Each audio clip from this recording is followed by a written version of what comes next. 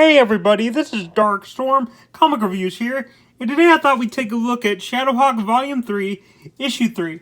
And the reason why I wanted to talk about this specific issue is that it goes into like some very kind of deep issues with the character of ShadowHawk, aka Paul Johnstone. And also I reviewed two other ShadowHawk issues before this one, so if you want to go watch those, you can. They're on my channel right now. But I thought we'd dive into this one because it's another issue I just wanted to take a look at. Really cool cover. Got the gargoyle statue here. Got Paul Johnstone, aka ShadowHawk, without his helmet, looking pretty upset. In this issue, we see why, because in the first ShadowHawk review I did, he fought against a racist.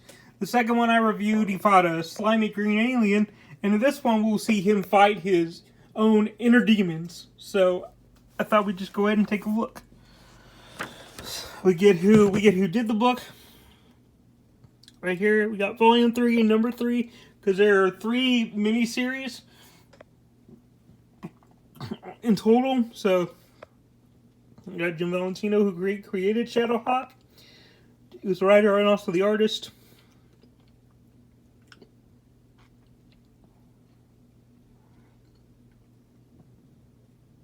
Yep. So we start off the book, and we see Paul Johnstone being very upset. Obviously, we get this cool, like, opening here. His mouth open wide. He's obviously very distressed. Sorry about that. See Paul Johnstone being upset. The reason he's upset is that he finds out that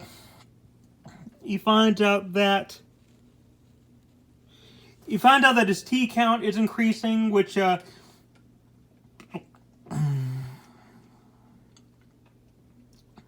finds out that his HIV is getting really worse. He doesn't really know how to stop it. The doctor's saying, we can try certain methods, to try to slow down your HIV disease, but nothing that we're doing is really working. We can try different methods. We also suggest that maybe the doctor here is basically talking to him about his HIV, and he's saying, Mr. Paul Johnstone, we can try to slow down your disease, but nothing's really helping. Nothing's really working. We can try some methods. We can even try to get you into like an encounter group. And Paul Johnstone, because he's really worried about dying at this time, because the HIV disease that he has, it's slowly killing him. He's slowly dying. He's a man who's kind of slowly dying. He doesn't know what to do. He's freaked out. And so, he freaks out at the doctor. He's like, I don't want to join no encounter group. Why can't you just give me a...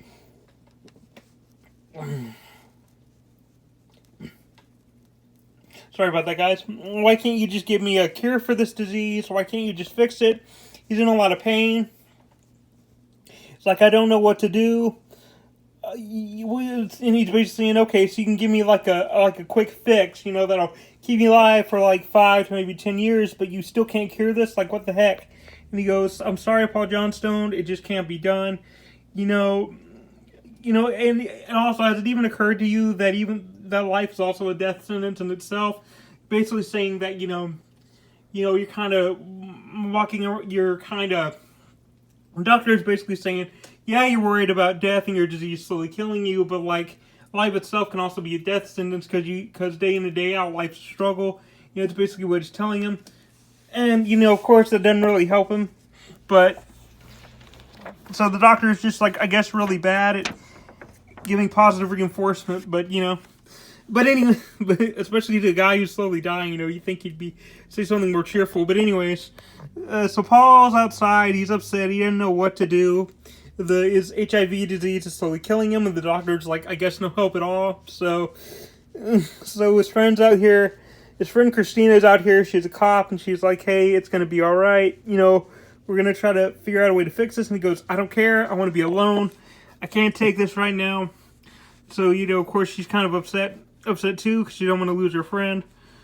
So Paul Johnstone, and I should also mention this whole sequence when he's with the doctor and everything. it's a flashback. It's basically a flashback. So we're in a flashback right now. We're not in the present, but it's like a flashback that Paul Johnstone is having. And in the flashback, we see that he's upset by the news that his disease is slowly killing him. Goes out into the city. He's walking around. He's not paying attention to really anything. Of course, all he really has on his mind is that he's going to slowly die from this disease. Like anyone would, you're not exactly thinking about going out to eat. Once you heard this news that you're slowly dying, it's not going to be like your first choice, or going to a movie theater to watch a movie. So basically, all he's thinking about is just, I'm slowly dying, I don't know what to do, I'm not sure where I'm going or where I'm even walking towards. He's not even really paying attention to where he's going. He's just kind of walking through the city, not paying attention, with the only thing on his mind, being, a slow death, of course. But then he walks into this alley where these bad guys are. They want to mess with him. And basically he goes, today is not the day, and he starts, like, just kicking the fight out of him. It's pretty cool. Starts beating him up, and he's basically saying, I'm so sick of the scum and these people who mess around and hurt families. Why are bad people allowed to get away with this? People like this are the problem with society, the judges, the courts. They don't know what they're doing. Because remember, Paul Johnstone was, I think I mentioned one of the issues, he was an attorney, so he worked for the courts and stuff, so he knows how they're run. And basically he's saying, courts don't know what they're doing. They throw scum like this in jail, but let them free, a few months to a year later. It's not fair. And he just gets the stuffing beat out of him. Try to film this better so I can see. Obviously things are going well. Gets his head stomped in right there. It's a pretty cool image. Kind of, well, it's cool, but it's also like, you feel kind of bad that he's getting beat up like this. But then he keeps getting beat up some more, and some more. Until, yeah, he's just kind of just lying there bleeding and stuff. He's saying, oh, I wish, he's just really in a lot of pain right now. You got the doctor who just said you're going to slowly die from this HIV disease. He's also, like, very sick of all, and he's also very sick of all these criminals just doing all these bad things, and then, he tries to take a stand for it, and he ends up getting beat up for it. So, obviously, today is just not his day, and,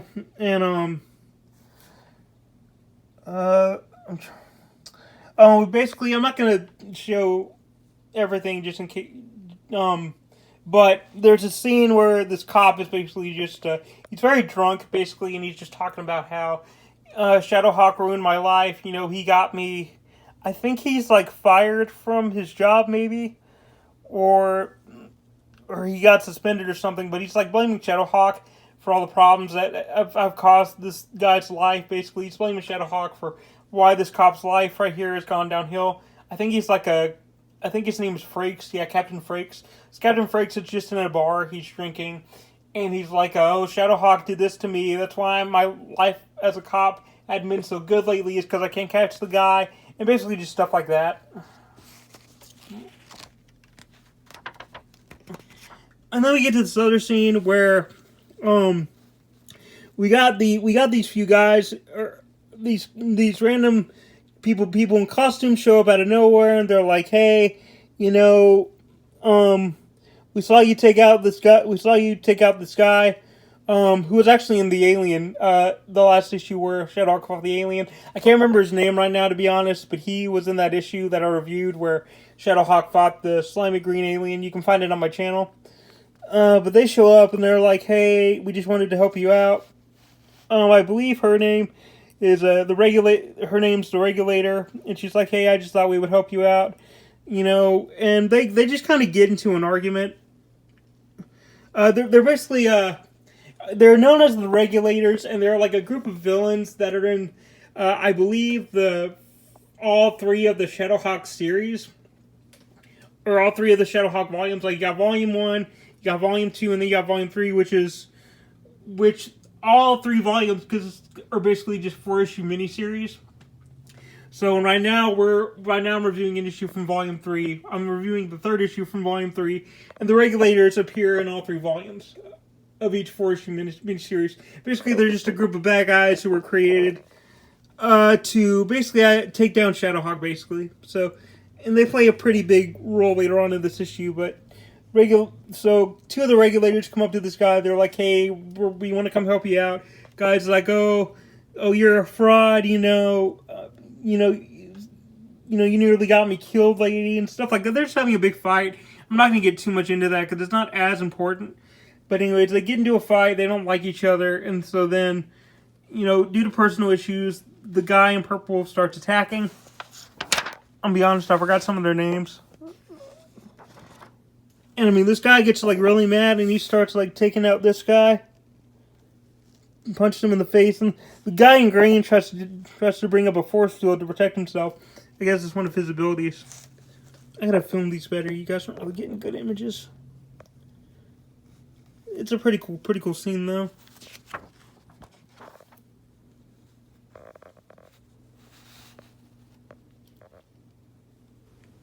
Guy's obviously mad. By the way, I should mention I really like this art. Jim Valentino does good art along with Rob Liefeld. That's one of the things I like about Image Comics, especially back in the 90s. So their art just really pops out. I feel like Image gets like a lot of hate for no reason, and I don't really get it.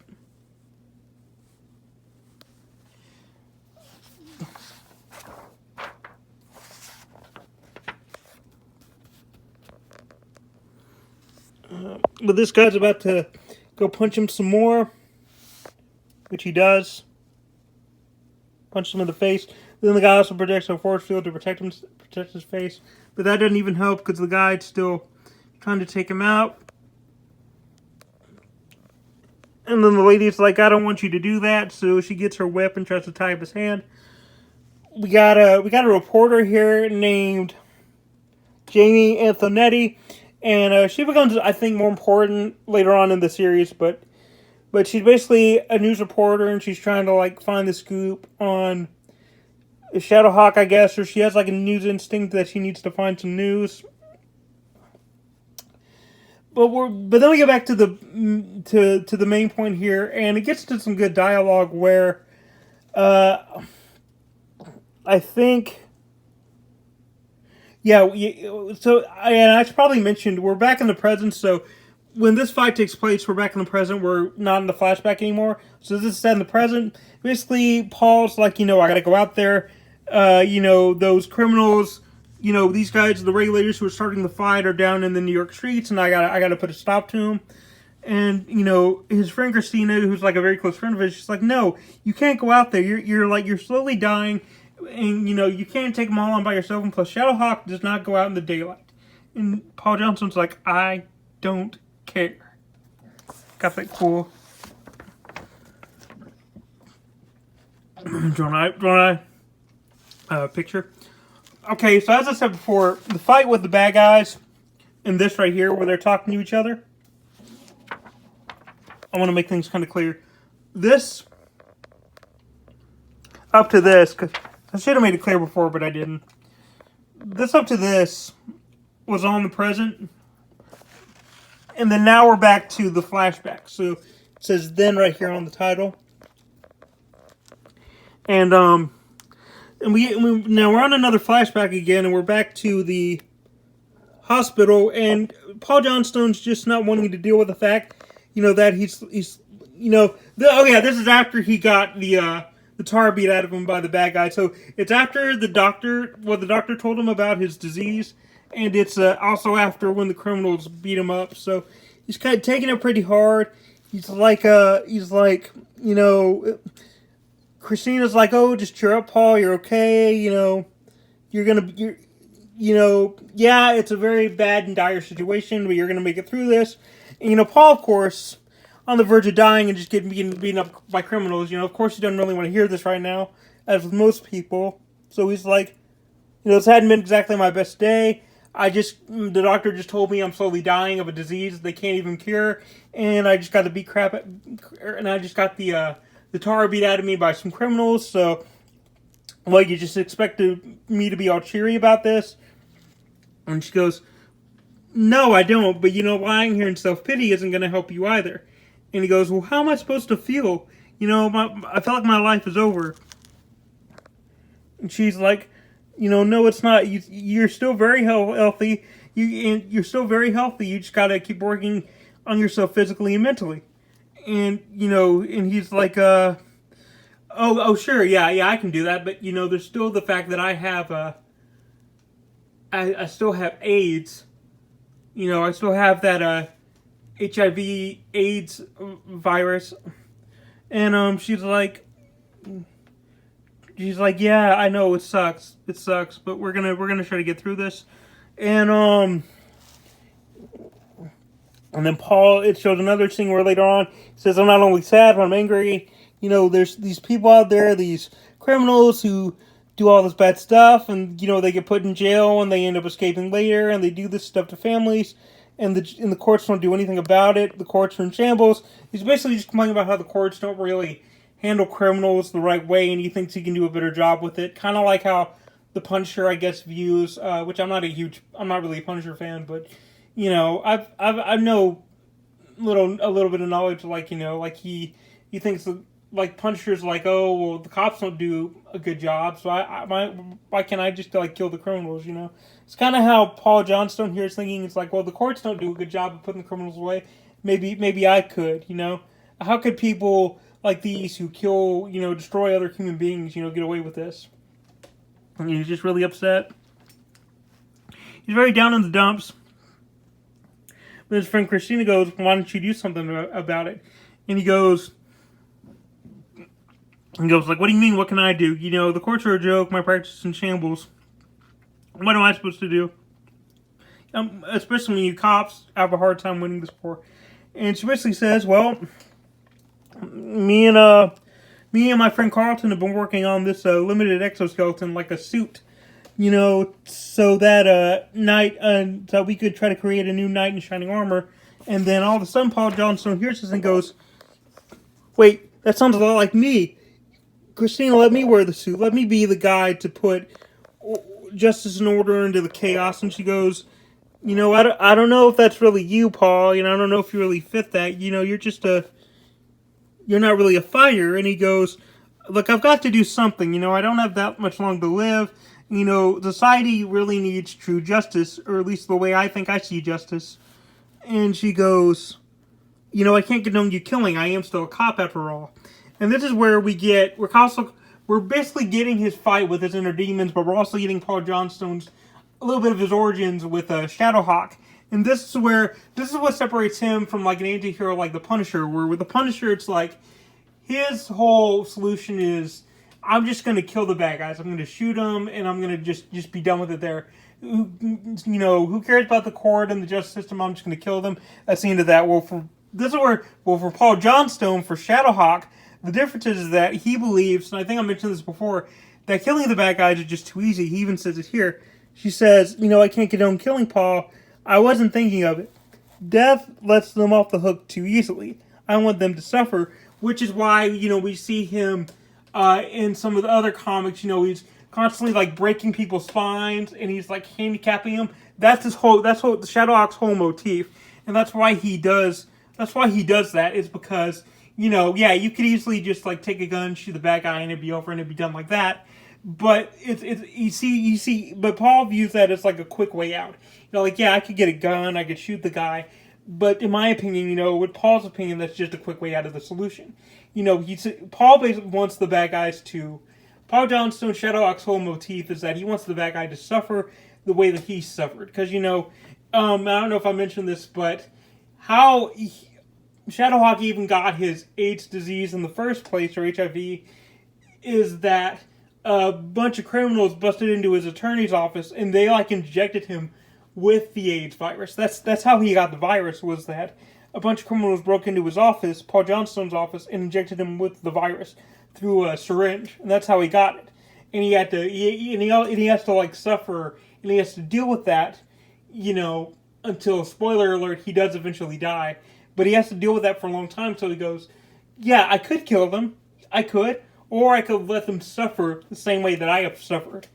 by making them handicapped the way I feel handicapped, which is how the whole, him breaking their spines motif came about. Because ShadowHawk, his whole thing is like, he'll fight off the bad guys, but sometimes he'll grab their spine and he'll snap.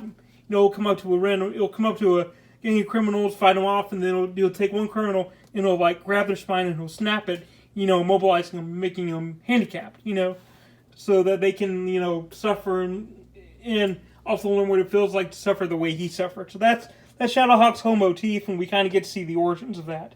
And also, I like it because it separates him from the Punisher in a way, or Venom, or those other anti-heroes where they just want to kill. We're done with it. No, ShadowHawk's no, I don't want to just kill them. That's too easy. I want to immobilize them. I want them to suffer the way I have suffered. I want to let them know what it feels like to suffer the way I have. So I'm gonna, grab their spine. I'll snap their spines. So I'll snap their spines and I'll immobilize them so they know how it feels, to suffer and stuff. So yeah, that's pretty cool. I like that a lot. And I just wanted to go into that real quick because that's a very important characteristic of ShadowHawk's character, Paul Johnstone. He even says, I want them to suffer just like I'm going to suffer. Death lets them off the hook too easily. As you can see. And she goes, you realize you're putting your life on the line? I know, you're no cop. Cops put their lives on the line every day. No. And then we get back to the present. And then, okay, we're back in the present. Shadowhawk goes down. Get this cool image of Shadowhawk in his gear. Going down to fight the bad guys. Really, really cool image.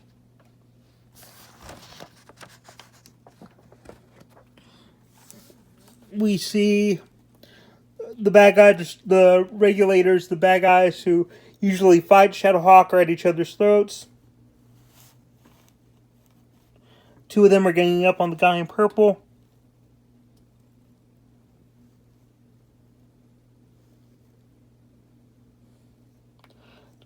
This lady with the whip here, I think, or guy, maybe? I don't know. Punching on this dude. ShadowHawk comes in to try to save him. Dives behind this guy. Kicks him, and you can see the force field. Because remember, the guy in green has force field ability, so you can see him form up his shield as soon as ShadowHawk kicks him. So it kind of, delays his impact a bit. And we got this scene where the cops are talking, and they're that little stunt that Captain Frakes pulled at the bar. That can't be allowed. You gotta try to fix this. And he's he tried to go after the ShadowHawk, and he paid with it for his career. I don't know what I'm supposed to do. I'm not gonna go too deep into that, but it's interesting, I guess. And then we get this up next scene where the bad guys are still fighting. The one in purple punches the other dude in the face, the one with the whip. It's pretty cool. And we get ShadowHawk down here. And the guy in purple is hey, ShadowHawk, you helped me out with these guys right here. Maybe you're not so bad after all. So the purple guy and ShadowHawk team up, and they both punch him in the face. And the more they punch this dude with the force field powers, the weaker his force field kind of becomes. And he's calling out for the woman to help him. The woman we saw her earlier. She was one of the regulators, and he's calling out for her help. But the problem is that these two are actually, I think they were boyfriend or girlfriend, and they were married. This dude and the redheaded girl. But the problem is that the guy in green actually abuses the redheaded girl. He abuses her, he punches her, he does all this stuff. So it kind of creates a pretty interesting situation where they're all on the same team together, they're married, they're boyfriend and girlfriend and stuff, but he also abuses her.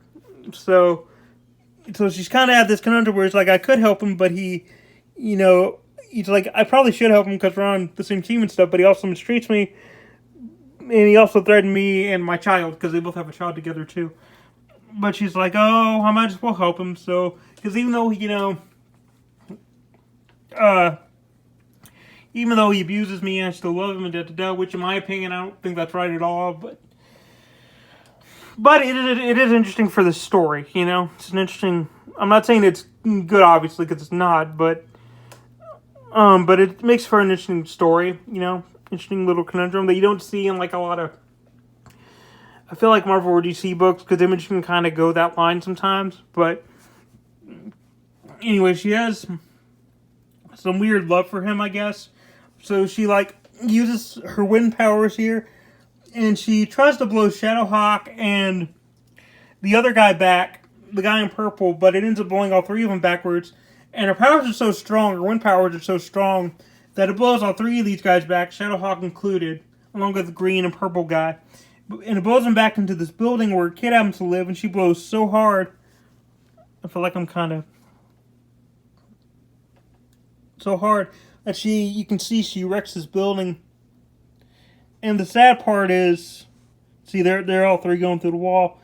And the blast was so powerful, and the three guys, green guy, purple guy, and ShadowHawk are so heavy that they break through the building, and they cause a big crash. And the sad part is, it literally destroys the whole building. That's how powerful her wind blow was. It threw the three of them back against that wall, and it shattered the whole building. And the sad thing is, her baby was in there. And we get this cool moment where I felt like, it's seen a lot of comic books where which I guess ShadowHawk's not really a superhero, but he's an anti-hero. But we see the ShadowHawk actually team up with the bad guys who are trying to kill them in order to save one of the bad guys' babies, which I thought was really interesting, and I thought was a really cool part of the story. See, she's freaking out because her baby was in there.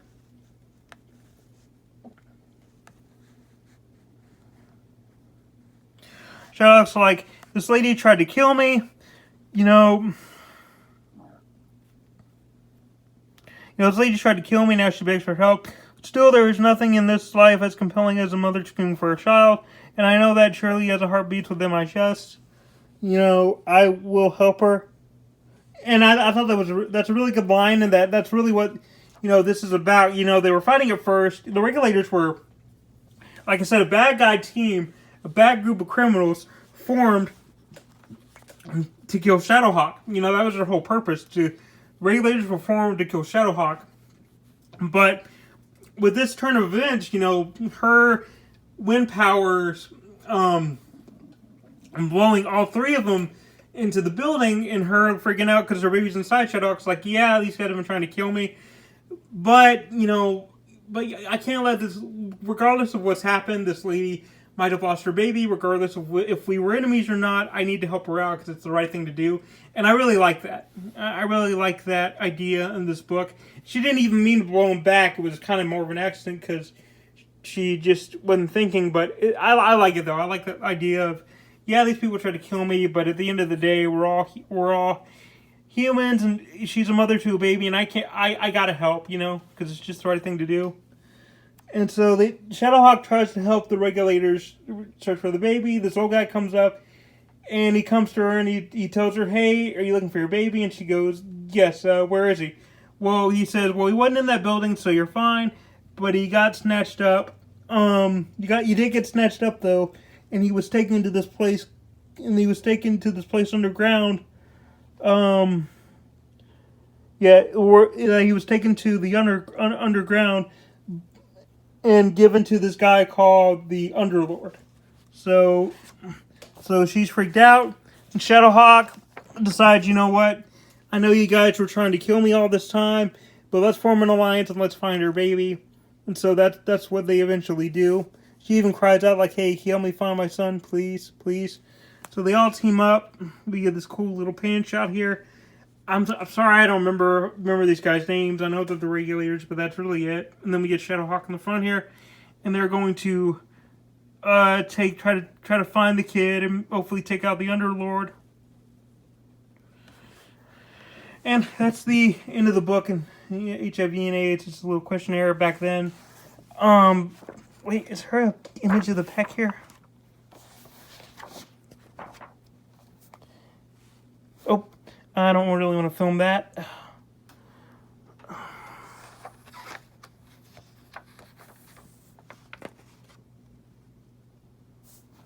Got some cool ShadowHawk images here.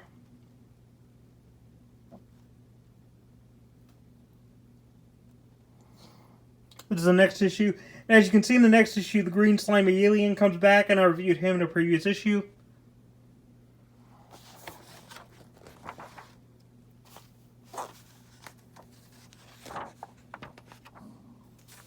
It's a cool little image right here.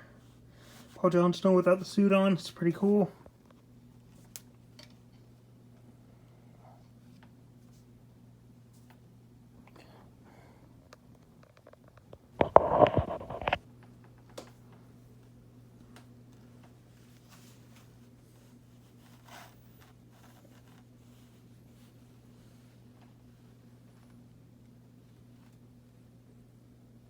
Paul Johnstone without the mask on.